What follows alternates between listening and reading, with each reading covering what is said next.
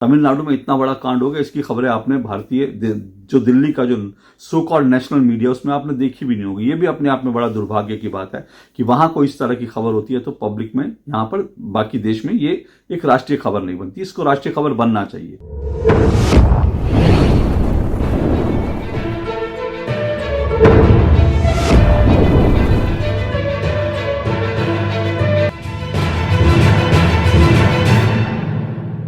कोई नेता सार्वजनिक रूप से सड़क पर खड़े होकर खुद को कोड़ों से मारे, चाबुक से मारे, हंटर से मारे। क्या ऐसा आपने कभी देखा है? भारतीय राजनीति में आज तक कभी ऐसा हुआ नहीं, तो फिर आपने देखा कैसे होगा? क्योंकि हमने ये तो जरूर देखा है कि नेता जो है, जो ठसक में रहने वाले नेता हैं, वो किसी आम आदमी को जो है लात, जूते, चप्पलों से मार रहे हैं। आपने ये जरूर देखा होगा कि डंडों से मार रहे हैं पब्लिक में जो है नेताजी। आपने ये जरूर देखा, शायद ये भी देखा हो कि जो है बंदूक के बट से मार रहे हैं नेताजी। इस तरह के दृश्य आपने जरूर देखे होंगे भारतीय राजनीति में। लेकिन कोई नेता खुद जो है खड़ा हो जाए, सड़क पर खड़ा हो जाए और खुद को जो है हंटर से, चाबुक से, कोड़े से मारे, ऐसा भारत की राजनीति में कभी नहीं हुआ होगा।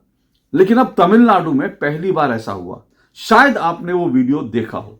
अगर देखा है तो फिर उस वीडियो की कहानी, पूरी कहानी आपके लिए जाननी जरूरी है। और अगर आपने वीडियो नहीं देखा है तो पहले मैं आपको ये वीडियो दिखाता हूं और उसके बाद इस वीडियो की पूरी कहानी के बारे में बात करेंगे, क्योंकि ये अपने आप में बहुत बड़ी खबर है और मुझे लगता है कि ये डेवलपिंग स्टोरी है। एक बहुत बड़ी स्टोरी आने वाले कुछ सालों में बन सकती है। एक ऐसा इतिहास बन सकती है जिसको लोग हमेशा याद रखेंगे, क्योंकि ये पहली बार हो रहा है कि एक नेता खुद निकलता है, नंगे बदन अपने ऊपर चाबुक बरसा रहा है, कोड़े मार रहा है। पहले वीडियो देखिए, उसके बाद इस वीडियो के बारे में डिटेल, इस वीडियो की कहानी के बारे में डिटेल में आपसे बात करूंगा।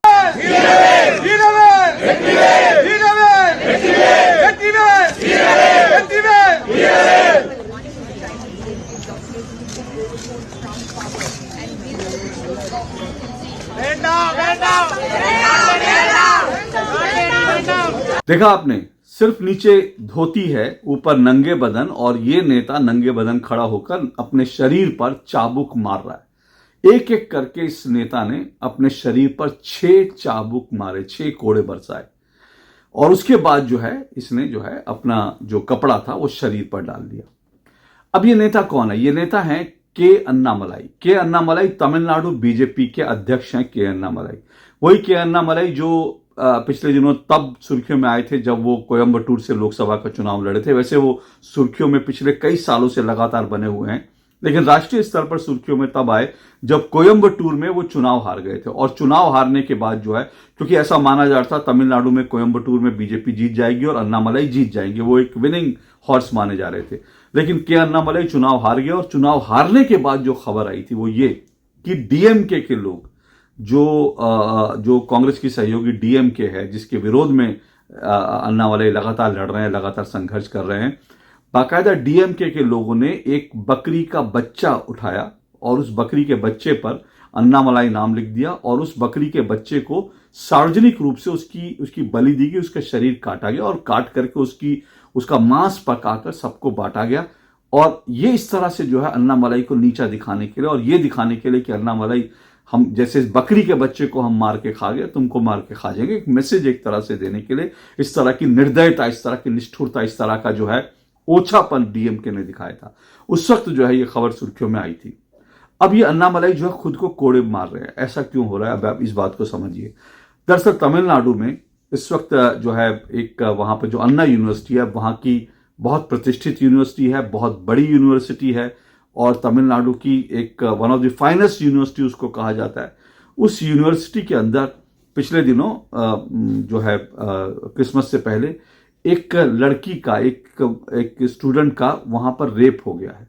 और वो रेप भी बड़ा विभत्स तरीके से रेप हुआ, और जिस तरह से हुआ वो अपने आप में न सिर्फ यूनिवर्सिटी के अंदर रेप होता है, और जो है यूनिवर्सिटी के अंदर इस तरह से रेप होना, यूनिवर्सिटी अपने आप में सिक्योर जगह मानी जाती है, लेकिन यूनिवर्सिटी के अंदर एक बाहरी आदमी जो है इस तरह से रेप करे एक स्टूडेंट का, एक लड़की का, और उसको ब्लैकमेल करे, तो ये चीज जो है अन्ना यूनिवर्सिटी में हुई, जिसको लेकर के अब जो है खबरें जो हैं, सुर्खियां जो है वो लगातार तमिलनाडु में बन रही है और तमिलनाडु की राजनीति इस पूरे मामले से गर्म आ गई है। अब इस मामले में जो आरोपी बलात्कारी है वो यूनिवर्सिटी में कैसे आ गया और यूनिवर्सिटी में उसने इस तरह का कांड कैसे कर दिया, और वो कांड वहां करता है जहां यूनिवर्सिटी में कहने के लिए सब जगह सीसीटीवी कैमरे लगे हैं, लेकिन वहां पर सीसीटीवी कैमरे में कुछ नहीं आता। तो इसने ऐसी जगह कैसे चुन ली जहां सीसीटीवी कैमरे काम नहीं कर रहे, जहां ओपनली आकर वो कुछ भी कर सकता है।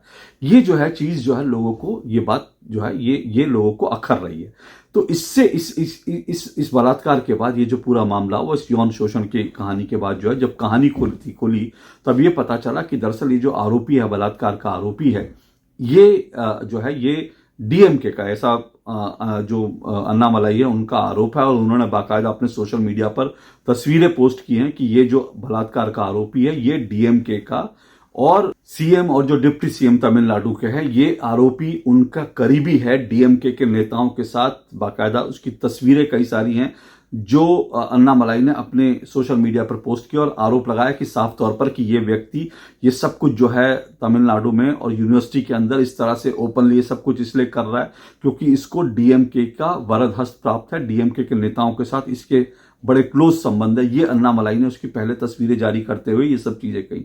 और दूसरी बात जो सामने ये आई वो ये पता चला कि ये जो व्यक्ति है, आरोपी है, गणशेखरन इसका नाम है, ये जो है इसकी 3 शादियां हो चुकी हैं और सेक्स, ये जो है एक तरह का यौन कुंठित व्यक्ति लग रहा है जिस तरह की इसने हरकत की। ये भी बताया जा रहा है इसने पहले भी ऐसी हरकत की थी और इसके ऊपर यह है कि 7 से लेकर 10 मामले इसके ऊपर दर्ज हैं। उसके बावजूद यूनिवर्सिटी में ऐसे कैसे खुलेआम रात को घूम लेता है, क्योंकि वहां पर ये कहने के लिए बिरयानी का ठेला लगाता है। बिरयानी का ठेला लगाने वाला व्यक्ति इस तरह से कैसे इतना शक्तिशाली बन करके इस तरह से घूमता है। सीसीटीवी फुटेज जो है, नहीं, जहां सीसीटीवी खराब है इसको सारी जानकारी है। ये सब चीजें पता चली तो मालूम चला कि ये एक तो डीएमके का करीबी है, इस तरह के आरोप लगाए जा रहे हैं। दूसरी कहानी ये सामने आ रही है कि इसकी 3 पत्नियां हैं और इसकी एक पत्नी जो है वो यूनिवर्सिटी के अंदर काम करती है और इसीलिए जो है इसको यूनिवर्सिटी में इसको ओपनली कहीं पर भी आने जाने की छूट मिली हुई है। अब ये पूरा मामला जो है, जिस तरह से पश्चिम बंगाल में आरजी कर बलात्कार मामला हुआ था, ये उसी तरह से जो है इस मामले में भी, क्योंकि उसमें तो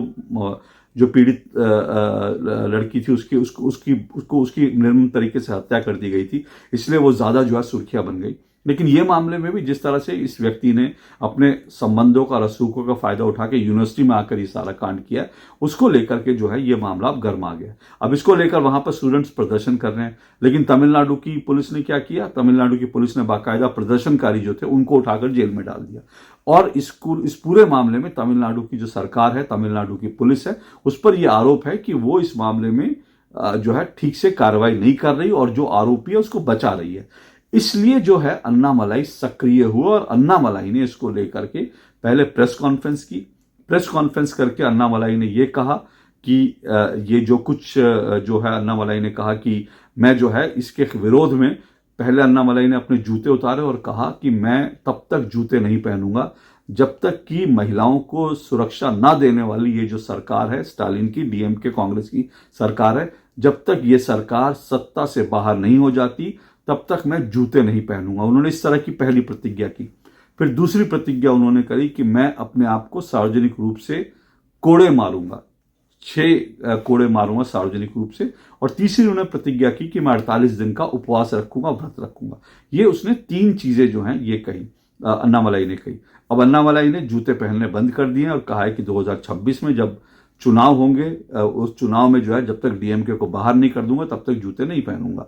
और दूसरी प्रतिज्ञा जो है 48 दिन के उपवास की, और तीसरी प्रतिज्ञा खुद को कोड़े मारने की। और ये कोड़े मारने की प्रतिज्ञा के तहत जो है ये अन्नामलाई ने अपने आप को इस तरह से एक एक करके 6 कोड़े मारे। अब तमिलनाडु में अन्नामलाई की प्रतिज्ञा जो है वो एक बड़ी खबर बन गई है। लेकिन देखिए दुर्भाग्य की बात क्या है ना कि ऐसी खबरें, जो बड़ी खबर है, ये बंगाल की खबरें दिल्ली में आ जाती हैं, दिल्ली यूपी की खबरें यहां पर आ जाती है, बिहार की खबरें आ जाती हैं, लेकिन दूर दक्षिण में तमिलनाडु में इतना बड़ा कांड हो गया, इसकी खबरें आपने भारतीय जो दिल्ली का जो सो कॉल्ड नेशनल मीडिया उसमें आपने देखी भी नहीं होगी। ये भी अपने आप में बड़ा दुर्भाग्य की बात है कि वहां कोई इस तरह की खबर होती है तो पब्लिक में, यहां पर बाकी देश में ये एक राष्ट्रीय खबर नहीं बनती। इसको राष्ट्रीय खबर बनना चाहिए। अब लेकिन इस प्रतिज्ञा की चर्चा हो रही है। उसके बाद जो है जब उन्होंने कोड़े मारे, उसके बाद जब वो कार्यकर्ताओं के बीच गए, आम जनता के बीच गए, तो वहां महिलाएं थी वो रोने लगी देख करके, क्योंकि जिस तरह से उन्होंने खुद को तकलीफ देने की कोशिश की। अब अन्नामलाई तो ये कह रहे हैं कि मैंने ये खुद को इसलिए कोड़े मारे क्योंकि तमिलनाडु में एक मतलब वो कहते हैं कि तमिल संस्कृति जो है इस तरह से वो कहती है कि भाई अगर किसी को दुख हुआ है तो उस दुख को हमको हमको भी उस दुख में भागीदार होना चाहिए, हमको उसका जो है हमको फील करना चाहिए, इसलिए उन्होंने कोड़े मारे। वो उन्होंने तमिल संस्कृति की बात करी, लेकिन सच तो यह कि जो दरअसल उन्होंने कोड़े मारे हैं, मुझे लगता है ये कोड़े उन्होंने तमिलनाडु की जो सोई हुई जनता है उसको जगाने के लिए अपने आप को कोड़े मारे, ताकि कम से कम तमिलनाडु की जो सोए हुए वोटर है, जो जनता, वो जाग जाए। क्योंकि तमिलनाडु में जिस तरह की राजनीति हो रही है, जिस तरह से डीएमके जैसी एक पार्टी जो है, जो सिर्फ हिंदुओं का विरोध करती है, हिंदुओं का अपमान करती है, डिसमेंटलिंग हिंदुत्व को उखाड़ फेंकना, हिंदुओं को सनातन को डेंगू मलेरिया मत और जो है एड्स कहने वाली और हिंदुओं से घृणा करने वाली पार्टी, जिस तरह से वहां पर सिर्फ अपनी जातिवादी राजनीति कर करके, क्योंकि ऐसा नहीं है कि बड़ा वहां डेवलपमेंट हुआ है, सिर्फ जातिवादी राजनीति करके जिस तरह से सत्ता में बनी हुई है, इसलिए तमिलनाडु की जनता को उठाना बड़ा जरूरी है। तो इसलिए उन्होंने खुद को कोड़े मारे, ताकि मुझे लगता है जनता को भी एक मैसेज है कि जनता जाग जाए। अब इसमें ये जो प्रतिज्ञा वाली राजनीति, अब उनकी प्रतिज्ञा पूरी होगी नहीं होगी तो 2026 में पता चलेगा जब विधानसभा चुनाव है। लेकिन दक्षिण भारत में ये जो प्रतिज्ञा वाली राजनीति है, ये हमेशा जो है काफी पॉपुलर रही है। इस तरह की प्रतिज्ञा तो आज तक किसी ने नहीं की कि मैं कोड़े मारूंगा, जूते नहीं पहनूंगा। लेकिन जे जयललिता जो तमिलनाडु के मुख्यमंत्री थी, उन्होंने भी एक प्रतिज्ञा की थी। जब विधानसभा में उनका अपमान हुआ था, उनकी साड़ी खींची गई, तो तब उन्होंने ये प्रतिज्ञा की थी कि मैं अब विधानसभा में तभी आऊंगी जब मैं मुख्यमंत्री बनकर आऊंगी। और फिर वो मुख्यमंत्री, उनकी प्रतिज्ञा पूरी हुई, मुख्यमंत्री बनकर आई। इसी तरह से चंद्रबाबू नायडू का जब अपमान हुआ तो चंद्रबाबू नायडू सार्वजनिक रूप से रो पड़े थे और उन्होंने फिर ये कहा था कि मेरा अपमान जब तक मैं इस अपमान का बदला नहीं लेता और जब तक मुख्यमंत्री बनकर आऊंगा तभी मैं इस अपमान का बदला लूंगा, और वो मुख्यमंत्री बनकर आए। उन्होंने प्रतिज्ञा की। अब ये इस तरह की प्रतिज्ञा जो अपने आप में वो उन्होंने जो प्रतिज्ञा ली है वो और ज्यादा कड़ी प्रतिज्ञा है। जूता नहीं पहनूंगा, कोड़े मारना, व्रत रखना, ये सब उन्होंने कड़ी प्रतिज्ञा की है। अब इस प्रतिज्ञा में वो कितने कामयाब होते हैं, उनकी प्रतिज्ञा पूरी होती है नहीं होती, ये कह नहीं सकते। लेकिन इस बात को समझिए कि तमिलनाडु की राजनीति को अगर अगले कुछ दिनों में कोई बदल सकता है, कोई पलट सकता है, तो वो अन्नामलाई ही है। अन्नामलाई, जिनको सिंघम कहा जाता था। अन्नामलाई अपने आप में बड़ी इंटरेस्टिंग शख्सियत है। करीब 37-38 साल की इनकी उम्र है और ये आईपीएस अधिकारी थे। आईपीएस अधिकारी से रिटायर हुए और उन्होंने रिटायरमेंट के बाद जो है सीधा कहा कि मैं इसलिए रिटायर हुआ क्योंकि मुझे एक आईपीएस अधिकारी के तौर पर मुझे जो करना था मैंने किया, अब मुझे देश के लिए और भी कुछ करना है। ये कर्नाटक में थे आईपीएस अधिकारी और इसलिए पॉपुलर इनको सिंघम कहा जाता था, रियल सिंघम कहा जाता था। जिस तरह से इनका पूरा जो है पुलिस करियर का इनका देखेंगे, इन्होंने अपराधियों को जिस तरह से टाइट करा, उसको लेकर उनको सिंघम कहा जाता था। मई 2019 में इन्होंने अपनी पुलिस की नौकरी से त्यागपत्र दिया। एक साल बाद ये जो है 2020 में इन्होंने बीजेपी ज्वाइन करी और कहा कि अब मैं बीजेपी की राजनीति करूंगा, मैं पॉलिटिक्स में आके जो है लोगों के लिए काम करूंगा। और उसके एक साल बाद बीजेपी ने इनके अंदर जो करिश्मा देखा, जो इनके अंदर डेडिकेशन देखा, जो ग्राउंड पर रहकर लड़ने की जो इनकी ताकत देखी, और वैसे भी ये ओबीसी समाज से आते हैं, तो बीजेपी ने इनको तमिलनाडु का अध्यक्ष बना दिया है। अब जो है इन्होंने तमिलनाडु के अध्यक्ष पद पर रहते हुए मतलब बीजेपी को काफी हद तक रिवाइव करने की कोशिश किया, लेकिन उसमें बहुत हद तक वो कामयाब नहीं हो पाए क्योंकि चुनाव में, लोकसभा चुनाव में उस तरह से नतीजे नहीं है। लेकिन अब इस एक बलात्कार के मामले में, महिलाओं के अपराध के मामले में जिस तरह की प्रतिज्ञा करके, जिस तरह से इन्होंने पब्लिक में खुद को कोड़े मारे हैं, उसकी चर्चा हो रही है। और लोग अब इनको, मुझे लगता है कि सीरियसली तमिलनाडु को लोगों को लेना पड़ेगा, क्योंकि वो तमिलनाडु के लोगों का, तमिलनाडु की महिलाओं और जो पीड़ित महिलाएं हैं उनके दर्द को महसूस करने की बात कर रहे हैं और साथ साथ तमिलनाडु की जनता को जगाने की भी कोशिश कर रहे हैं। अब देखना यह है कि खुद को कोड़े मारकर वो तमिलनाडु की जनता को जगा पाएंगे, इसके लिए हमें इंतजार करना पड़ेगा। आज के लिए इतना ही। नमस्कार।